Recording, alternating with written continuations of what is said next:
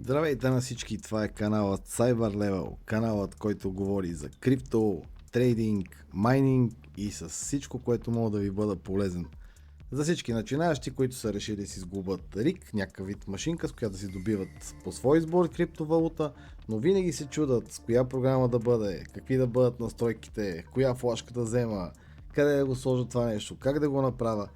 Ето го и прекрасен момент, в който аз ще ви покажа как да си настроите на флашка HiveOS и с него да може да добивате всяка една ваша валутка. Супер изи е, супер лесно е и е много елементарен контролът после както и през телефон, така и през отдалечен достъп. И така, нека да започваме. Влизаме в HiveOS. Ето го и сайтчето. Направил съм му автоматичен превод на български, за да е по-лесно, за да може по-лесно да разбирате кое какво що е, ако някой не е наясно с другите езици. Супер елементарна система. Просто идваме в самата страничка и натискаме инсталирай. След като натиша инсталирай, то се показва за какъв вид машина да бъде. Има за ASICS. Ето го и за GPU, за кое става на въпрос. Има един куп други джунджурики отдолу, но не е чак толкова сложно, затова търсиме GPU, ако ще го правим с видеокарти. Сваляме си го на торенче или на zip файл, аз ще го сваля на zip. Чакаме да се свали и след като е готово, продължаваме нататък. Докато чакам да се доизтегли самата програмка, през това време ви съветвам да свалите Balena Etcher. Доста лесна е за работа, за да може да се инсталирате програмата после на флашката. Изтегляте. След като е свалено, сме готови и отиваме в папчета, в която се е свалил. След което съответно разархивираме. Докато се разархивира, през това време аз ще ви покажа мой избор за флашка, която аз съм си взел и ползвам и съм доволен. Това е SanDisk, 130 мегабайта в секунда, доста бързичка и приятна за евентуални апдейти, за по-бързо стартиране, защото има някои флашки, които са по 5-6 лева, 7-8, нали, от този диапазон говоря. Може да чакате едно апдейтване на видеодрайвери по 1 час, а и много често се случва с ефтини, защото съм пробвал в началото, докато поразбера това. И може би ни 2-3 флашки така седат за абсолютно нищо, затова ви казвам, този модел на SanDisk 130 мегабайта секунда е доста приятен, е някъде цена около 15-20 лева, зависи от пазара какъв е. Вземете 64 гигабайта, аз предишните ми флашки са на Kingston 32, обаче на няколко месеца се налага да ги правя наново, защото просто някой път като се накача много програми и самите те вземат доста място и не ми остава много за апдейт или нещо друго. И самата флашка после се нуждае от преинсталация. Затова това е един от добрите избори, които ви препоръчвам. 64 гигабайтовата на SanDisk. Бърза, приятна, удобна. И тук не гледайте какъв е дизайна или така нататък. Важно е да влезне и да си върши работа там, за където е направена. И сега отиваме да запишеме на нея HiveOS-а. Докато изчакаме се да разархивира, в другите клипчета ще има и подробни обяснения как да си форматирате флашка, вече веднъж направена HiveOS, която искате при евентуална грешка или нещо искате да си направите отново нормална. Затова ще пускам поредица от клипчета, поетапно, кое как се прави, не всичко на едно, за да не ви обърква, и в самият канал ще може да влизате и да виждате за всяко едно нещо, което ви интересува.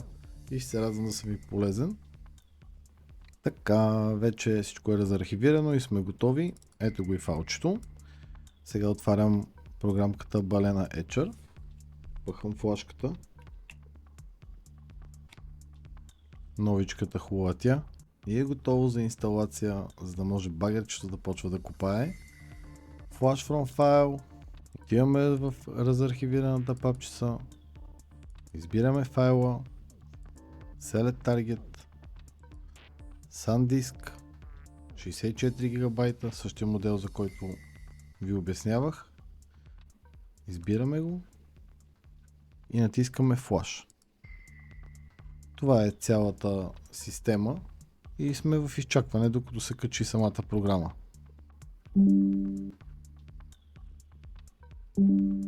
И така, след като стане 100% и флашката е проверена, Flash Complete, и вече абсолютно може да проверите флашката как е станала. Давате хикчето. Идваме на Disk Management.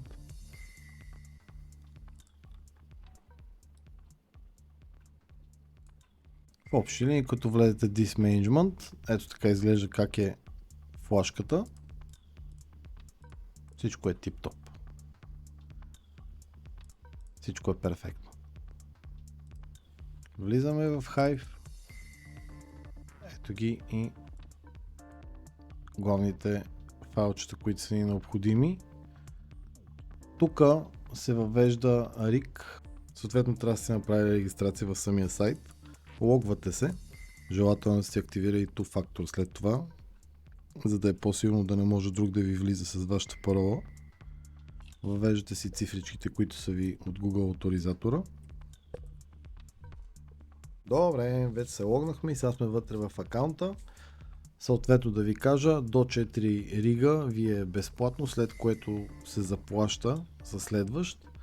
Затова до 4 е желателно, ако сте решили да си правите на един акаунт, или после ако мисля, че $3 беше на риг, не мисля, че е проблем. Как да си го настроите, кой да бъде с име, както приеме са Miner, Miner 2, Miner 3. Влизате в самия Miner, този ми е с 360-ките, отивате в Settings и тук имате файл rigconfig, който го сваляте. След като го свалите,